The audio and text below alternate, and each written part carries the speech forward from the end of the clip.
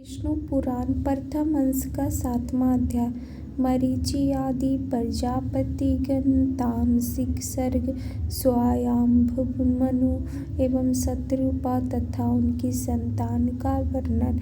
श्री पराशर जी बोलते हैं, फिर उन प्रजापति के ध्यान करने पर उनके देह स्वरूप भूतों से उत्पन्न हुए शरीर और इंद्रियों के सहित मानस प्रजा उत्पन्न हुई। उस समय मतिमान ब्रह्मा जी के जड़ शरीर से ही चेतन जीवों का प्रादुर्भाव हुआ।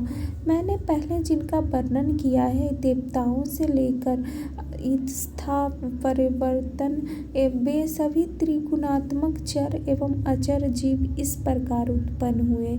जब महाबुद्धिमान प्रजापति की वह प्रजा पुत्र पौत्रादि क्रम से न बढ़ी, तब उन्होंने भृगु, पुलह से पुलह, क्रतु, अंगिरा, मरीचि, दक्ष, दत्रि, अत्रि एवं वशिष्ठ इन अपने ही सदृश अन्य मानस पुत्रों की सृष्टि की।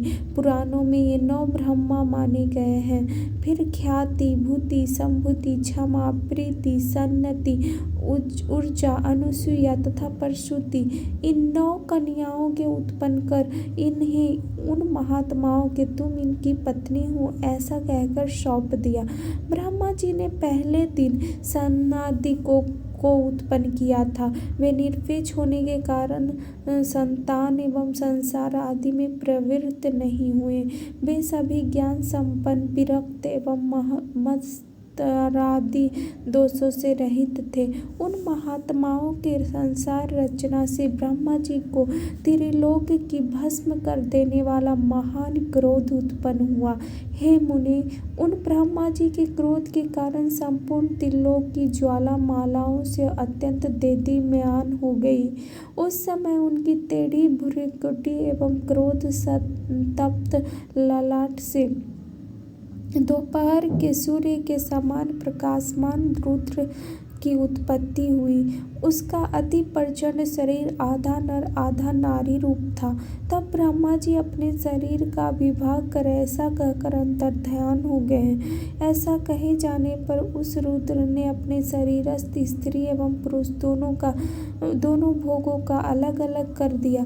फिर पुरुष भोग को 11 भोगों में विभक्त किया तथा स्त्री भोग भी सौम्य, क्रूर, शांत, अशांत एवं श्याम, गौर आदि कई रूपों में विभक्त कर दिया।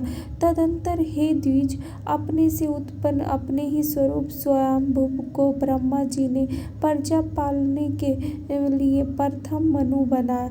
उस स्वयंभुव मनु ने अपने ही साथ उत्पन्न हुई तप के कारण निष्पाप शत्रुपा नाम की स्त्री को अपनी पत्नी रूप से ग्रहण किया। हे धर्मज्ञ, उन स्वयंभुव मनु से शत्रुपा देवी ने प्रियव्रत और उत्तानपाद नामक 2 पुत्र हुए। उदार रूप एवं गुणों से संपन्न प्रसूति एवं आकुति नामक 2 कन्या उत्पन्न की। उनमें से प्रसूति को दक्ष के साथ एवं आकुति को रुचि प्रजापति के साथ विवाह कर दिया। हे महाभाग, रुचि प्रजापति ने उसे ग्रहण कर लिया। तब उन दंपति के यज्ञ एवं दक्षिणा युगल जुड़वा संतान उत्पन्न हुई।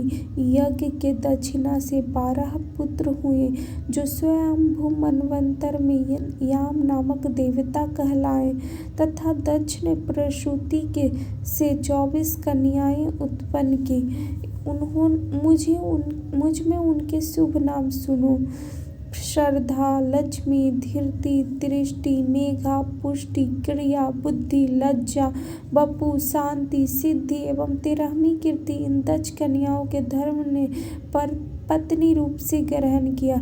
इनसे छोटी शेष 11 कन्याएं ख्याति, सती, संभूति, स्मृति, प्रीति, क्षमा, संतति, अनुसूया, ऊर्जा, स्वाहा एवं स्वधा थी। हे मुनि सत्तम, इन ख्याति आदि कन्याओं के कर्मशः भृगुषि, मरीचि, अंगिरा, पुलह, क्रतु, अत्रि, वशिष्ठ इन मुनियों तथा अग्नि तथा पितरों ने ग्रहण किया।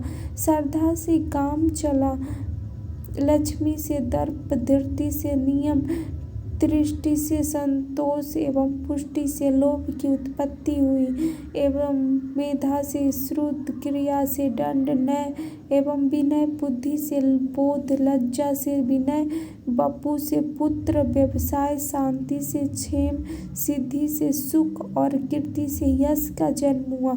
यही धर्म के पुत्र हैं। रति ने काम से धर्म के पौत्र हर्ष को उत्पन्न किया।